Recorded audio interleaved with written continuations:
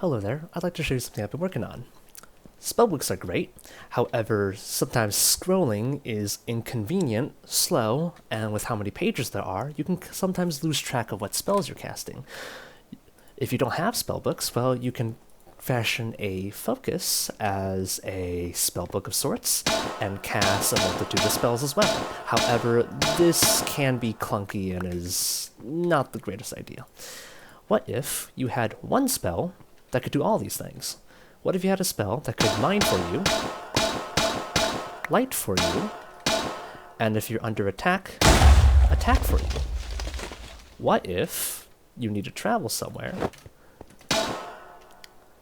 and you needed a spell to give you a little push? What if your elytra just broke, and you want to be saved from certain death? And what if after your elytra breaks, you need to go home? This single spell can do it all for you. The way this works is a decision tree, I suppose you could call it. It first checks if you're targeting an entity. If so, it blows them up.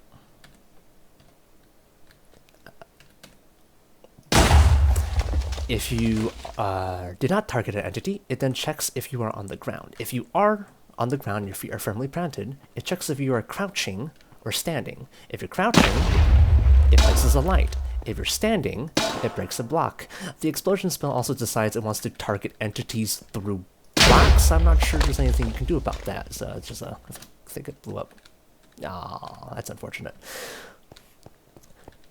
If you are not on the ground, so you're in the air, and you are crouching, or not crouching, sorry, it'll cast an impulse spell and throw you. This is great for elytra boosting or simply getting up somewhere.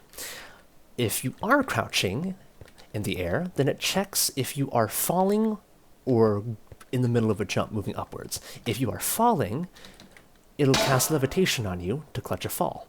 However, if you jump and hit right click and cast a spell, it'll instead cast a greater teleport to these coordinates.